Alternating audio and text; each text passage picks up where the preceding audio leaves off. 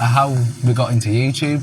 So how did you, what sort of piqued your interest in getting into YouTube? Oh dear me. Yes, Thomas.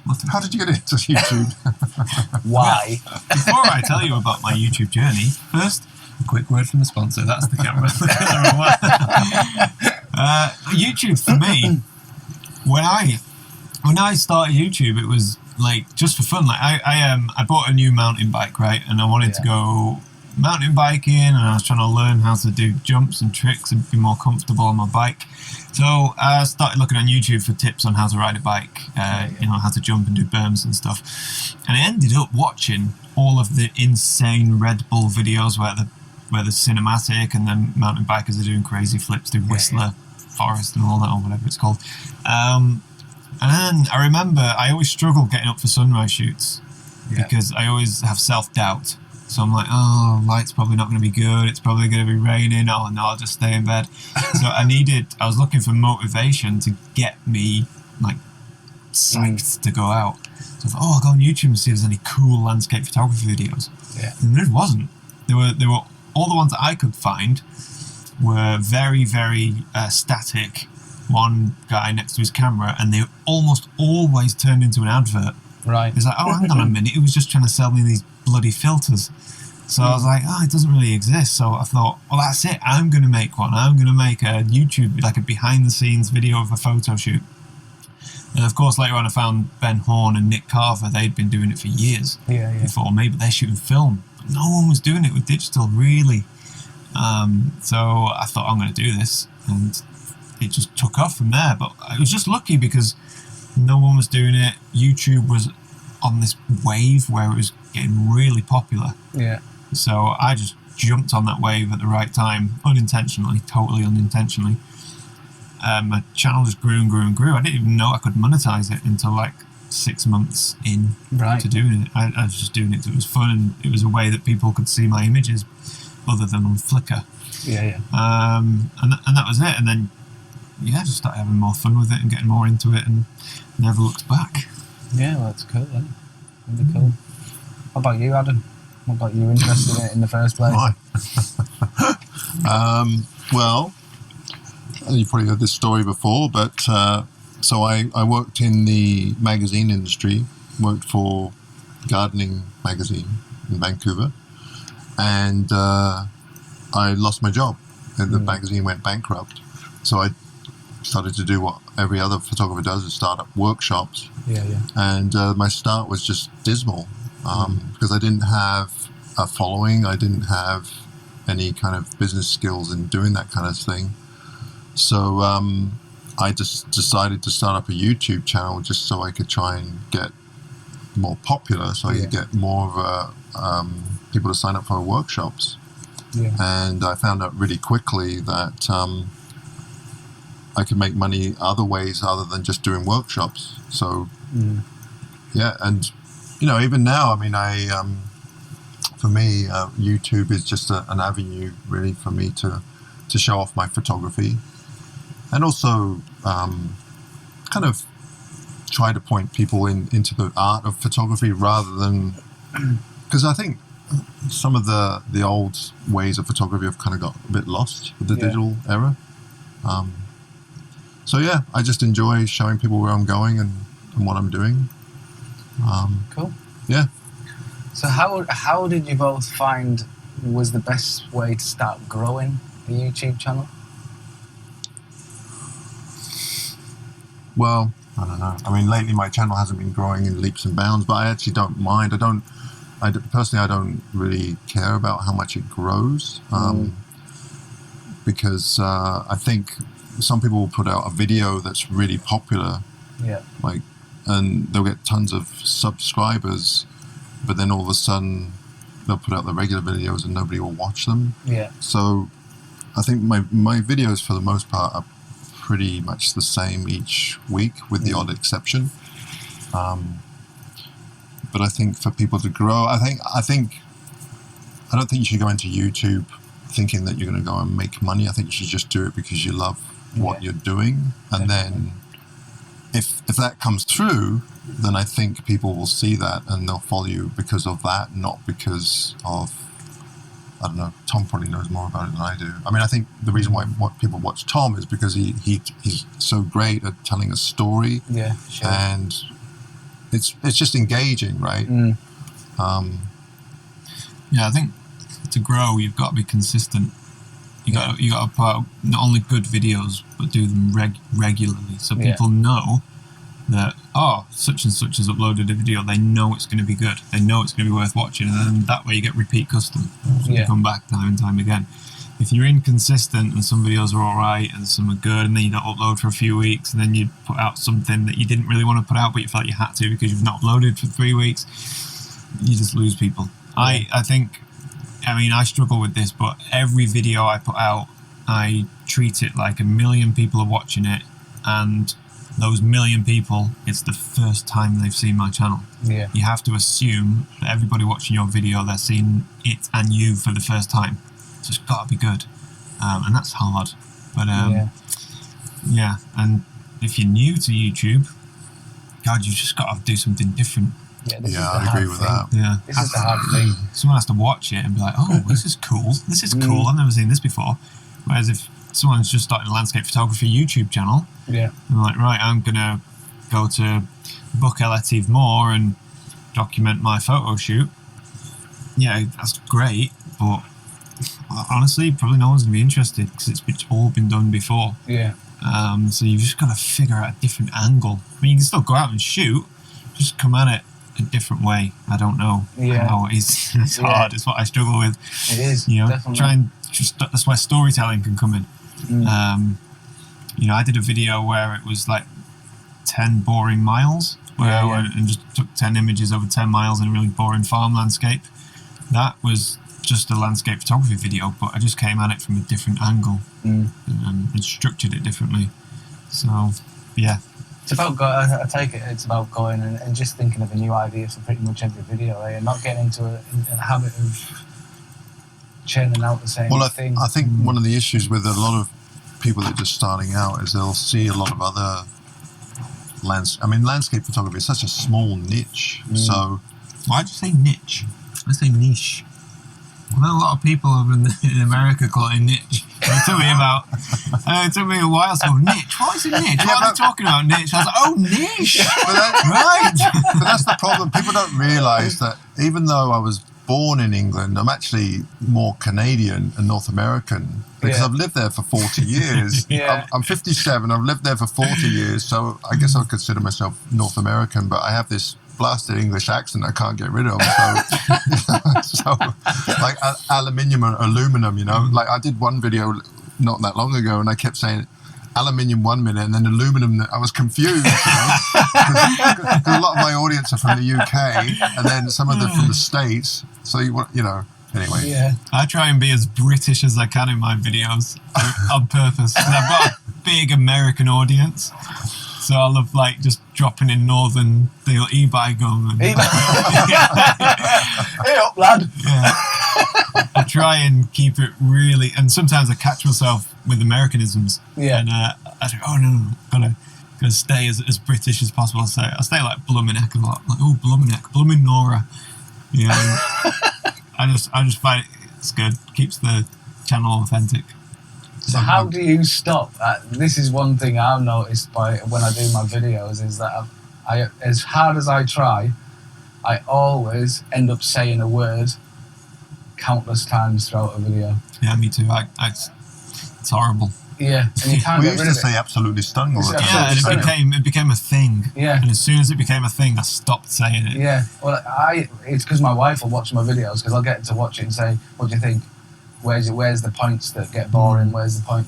Probably the worst person to ask is somebody close to you. Yeah, definitely. But at the same time, you work with what you got at the time. You've got to be aware. That's it. When you edit your videos, we're all in a great position where we edit our own videos, so we get to see, you know, where we're going wrong and what could be made differently. One of the biggest problems I have is I repeat myself a lot. So now I'm like, hang on a minute, I said that 2 minutes ago. Yeah. So I cut loads out, thinking, well, I've already said that, or I've made that point, and that basically streamlines the video, and again just makes it more watchable, more engaging. And then the whole saying the same word thing, I've done that to the point where I've put counters up in the corner of the screen when I keep saying the same thing over and over. Ding, Yeah, ding. and after a while, once you're aware that you say the same word over and over again, your vocabulary improves, and it's just being aware of it, and then you don't do it anymore. Yeah. I find that I do it when I'm frantic. I've got amazing light and it's all kicking off. Yeah. And I'm just totally just going very organically, talking to the camera and shooting and setting up. Then I'll say it, so I'm not thinking. Yeah. So when you're out shooting, then how do you go about shooting and not missing the shot?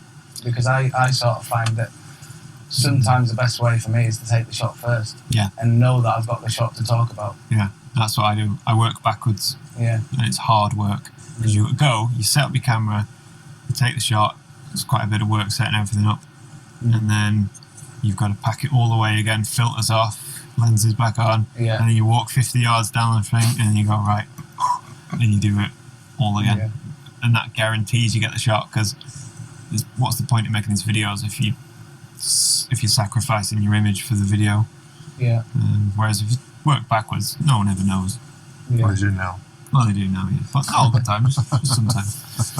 Or you can, when your camera's set up, get the B-roll of your camera, get the B-roll of the scene that you're shooting, but just don't talk.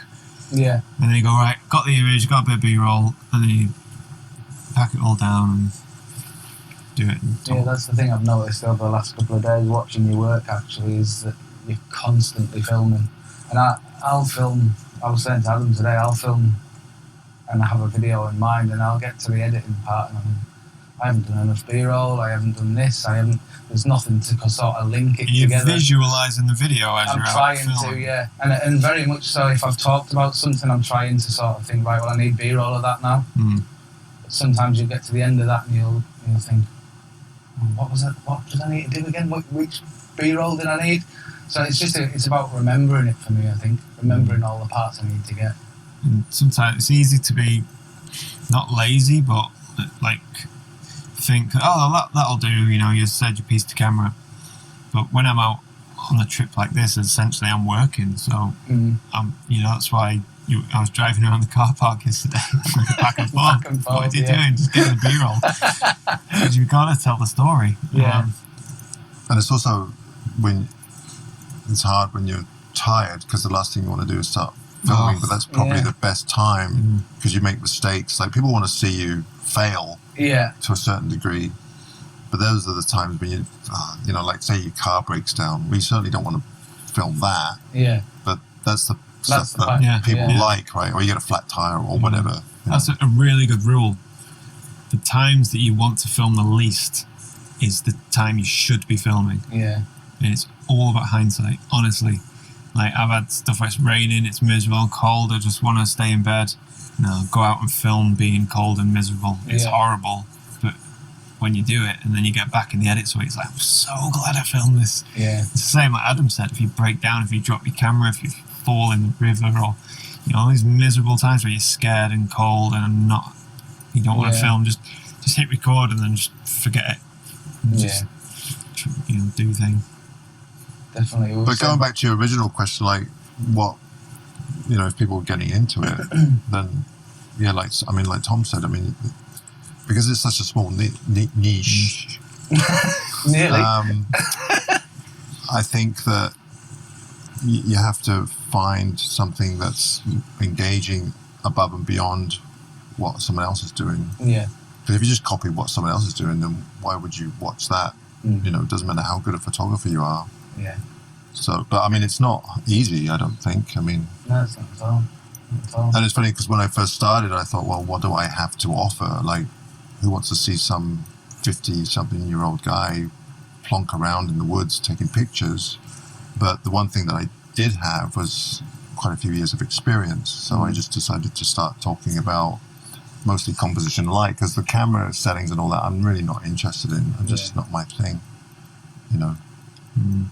you need to know that, but for me, it's just half the time I just turn the camera on. I don't even look at half the stuff. I don't even know how to use my camera properly. I know how to use the f-stop, shutter speed, ISO. That's all you need to know. Yeah, concentrate on what's happening in front of you. Yeah, I don't really care about all the minutiae about how sharp an image is and all that. It's not, but that's just my thing. I mean, for someone else that might be a really important thing, so maybe that's what they should concentrate on. Yeah. Yeah, I guess that's the hardest thing, really, is finding that niche. And we've spoken about that before. Like when I started my channel, how do I kind of stand out a little bit from everybody else? You think about who's your audience. Who is your audience going to be, and what do those people want to see? Yeah. So they don't necessarily want to see you out taking pictures for the sake of it because they don't know you. They don't really care. So how can you add value? Maybe your future audience might come to you to escape. So in that case, you could create very cinematic lifestyle photography videos where it's as much about the journey as it is the actual taking of the photograph. See a lot of YouTubers, landscape photography YouTubers, where the video starts with them in the field with the camera on the tripod. That's me. Like, hello. Whereas I start from the beginning of the day, you know, where am I going? What am I doing? What am I expecting? Is it cold? Am I cold? What's the weather doing? What are my expectations? Well, as a beginning, a middle, and an end, right? It's not just suddenly you're there and then it ends. So they're not necessarily educational, but I would see them more as entertainment or escapism. So that's my audience, and I kind of think that's what they want. Yeah. And they don't come to me to learn about photography. They come to me to, I don't know, maybe be inspired or just to escape from all the hassle that's going on in the world right now. Think about what your audience want to see. And if you're Joe Blogs, who's just got a new camera and you want to go and take pictures, the sad truth is no one cares. Yeah. You've got to give them something else. And it's hard. It is. Yeah. But then you can merge genres as well. Great thing about landscape photography is you can do it, you know, it's great. You can blend it with hiking, you can blend it with camping, you can blend it with van life, you can blend it with what's that, bushcraft? Yeah, bushcraft. Yeah. You know, build a fire in a shelter and then go and take your picture. Yeah. You know, most people who are interested in landscape photography are interested in the outdoors, and that is massive. Right, so now that we've covered those things, let's get on to the negative side of YouTube and how you both deal with negative comments or abuse or people complaining at you. Well, I don't have to. Everybody loves me. So. I don't actually. I don't get that much, but I don't deal with it very well. No, me neither. I usually read the comments, and then I find that I spend way too much time with these people, which I'm just wasting my time, because you should be really spending time with the people because there's way more people that support your channel. Yeah, there is. And some people say just the nicest things, and those are the people that you should be really spending your time on. But you just get that odd one, and they just rub me the wrong way. Yeah. And then I'll say something, and then my partner Karen will just say, "Why are you even doing that? Like, just delete it." Yeah. But I don't know, for whatever reason, I feel like I have to say something. No, don't engage. Never engage. It just makes it even worse. Well, yeah, for me, it feels like sometimes when somebody attacks you, it feels as though you've got to kind of try and stand up for yourself and stick up for yourself, but it doesn't work that way. But at the end of the day, who cares? I mean, who are these people? Like, why are you spending time with them? Like, who cares what they say? Yeah. So now what I try to do is if I get, and it's not that many, I just delete them and just ban them from my channel. It's just easier. Yeah, delete and ban is quite satisfying. But you've also, it's important to think, like, try and think of it from their point of view. Like, well, why are they? How can anybody be so mad? Well, you could just be having a bad day. Yeah, they're just honestly probably jealousy, envy. Just venting. And also, a comment is sometimes it comes across as being a really negative comment, but it's not the greatest. Well, no, because way to engage with people. You don't even know that's how they meant it sometimes. Exactly. Right. And especially if I'm, doing stuff with, Gavin, sometimes they're just mucking about with you, being sarcastic, right? But you can't, it's really hard to realise what sarcasm is in written word, right? Yeah. So, but I don't deal with it great, so I don't get that many, so Tom probably gets more than I do. Yeah, a few. I just it's just like Adam said, you should pay attention to the nice comments and the people who come back to your channel time and time again. Now, if you go into YouTube Studio and click on comments, like all of the comments, they've got little symbols next to them, so you can see if that person is a subscriber, if they are a regular commenter. I didn't know. You can see if, I think there's one where it's like if you, a top commenter, so you've liked more of their comments than anyone else's, so they're a top commenter. Right. So you can go on that and you can, like, for example, I obviously don't have time to reply to all the comments, but I do like to reply to some. So now I just can go in my comments feed and if, say, I've got a spare 15-20 minutes, I'll just reply to the comments from the people who are subscribed. Yeah. So I can see the subscribed. I'm like, oh, okay, great, I'll reply to them. And then you see the negative ones and you just delete, ban from channel. It's good.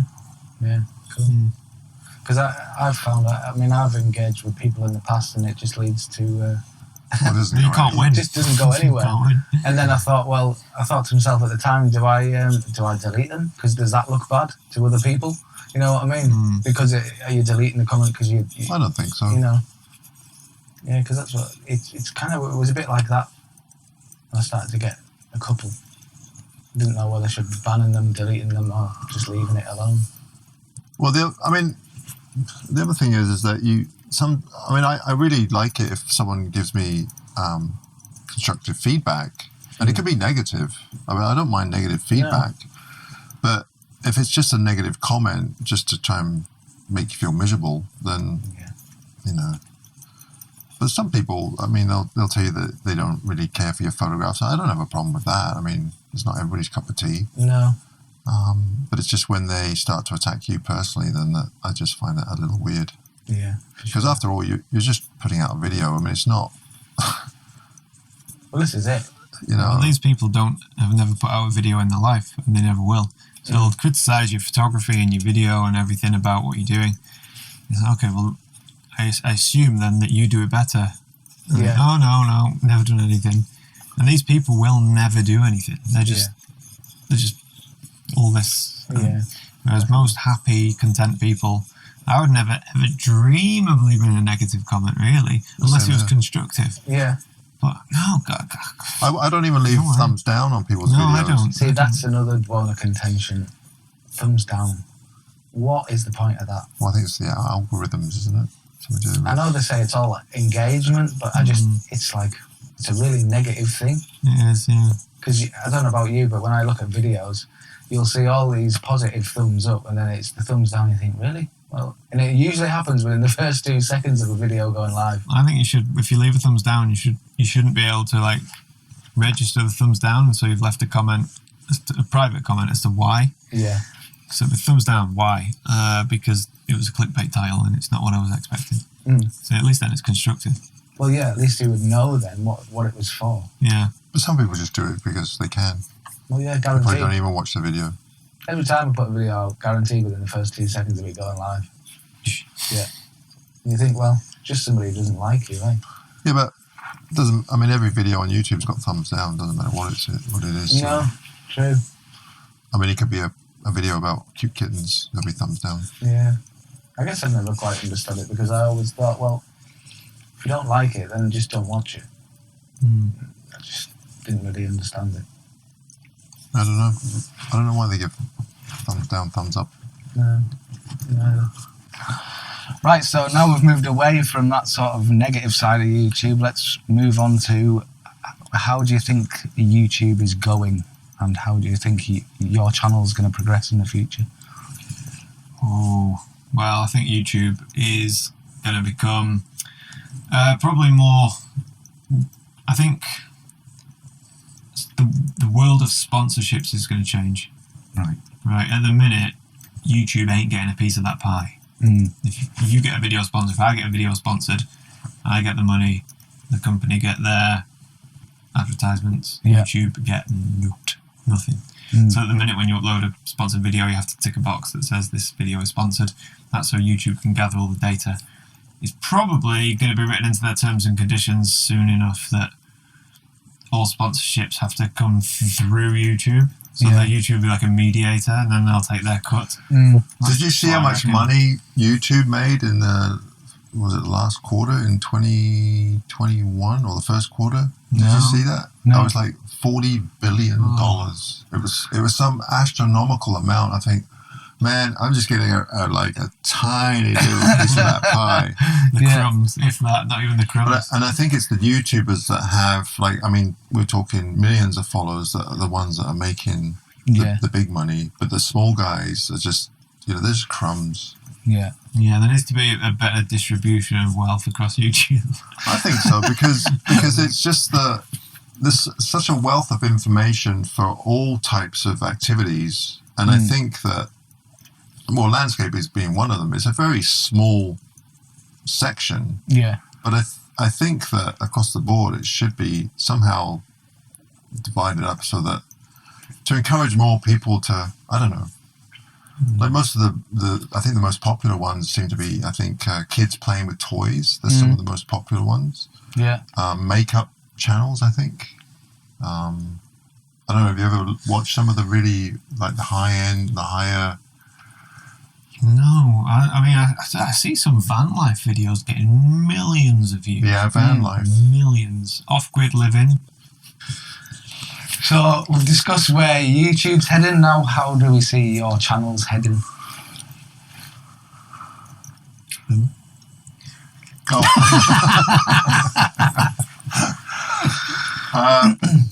I don't know where mine is heading. I'm terrible at organising anything. I just plod along. Lately, I have had a lot of trouble coming up with content.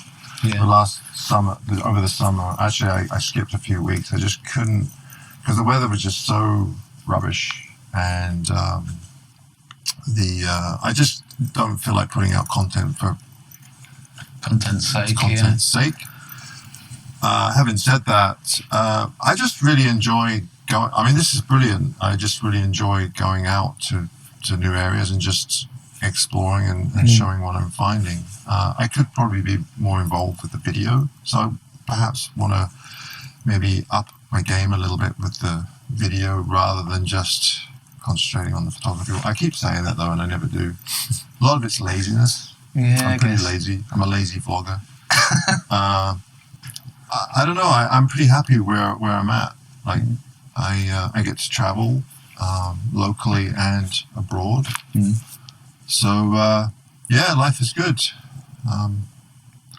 I think that at some point I would like to maybe put out another large, a bigger project like the F4 that Tom and I did, and Gavin and Nick.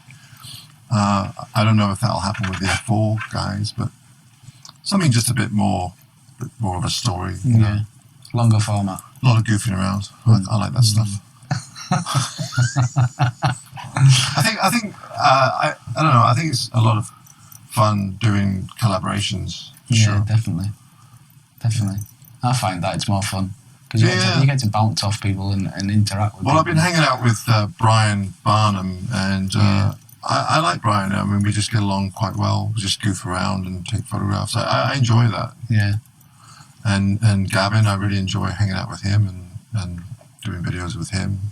So I don't mind that. It's funny because in the past it was, because you're selling rights to images, you're always competing with other photographers because there's only so many jobs. But with this, it's great because the more you collaborate with other people, the better it is for everybody in the long run. Yeah, definitely. So, yeah. What about you, Tom? Oh, my channel. Well, Tom just wants to retire. I just want to retire. The funny thing is, when I retire,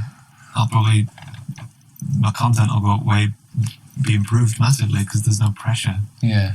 No, I would love to get to the point where I can retire, right? So I've got, mortgage paid off, or maybe I've got some savings and an income from that. And then what I want to do, I want to upload like one video every 3 months, right? But it's going to be an epic, like a project, not just me, what am I going to shoot today? And then the video ends at the end of the day. This will be like I'm in this area for a month. And then it'll be like a long form, like an hour and a half video. like traveling or shoot whatever. Basically, a photography project, that's a long form video, and you know that when I drop a video, it's going to be good because I only do like 4 a year. Yeah, and it'll be cinematic and it'll be epic, and I'll hire a team to go out and film all of the bridging shots and all like B-roll that doesn't have me in it, like drone footage. So it'll still be me, because I think the essence of my channel is me, that most of the time I'm alone. I think people like that. So I would still film myself, but I'd probably hire a team to go right, get epic shots of this area and stuff like that, and it'd just be and then enter it into like Banff film festivals. Oh, that would be kind of neat. Yeah, that's what I'd like to do. Yeah, definitely. Yeah, sounds really interesting. Get to that point. Yeah, the only way I can get to that point is to pay off my mortgage, and be like, oh, I've got this residual income now that's coming in every month, and even if YouTube disappears tomorrow, I've still got that income because from savings or whatever. I have to take on a few more sponsorships to get there. But, so if anybody's out there, anybody charge £10,000 for a mid-roll. call me. Well, thanks very much, guys, for joining us, and we'll see you again soon. Take care. Thank you. Cheers, guys.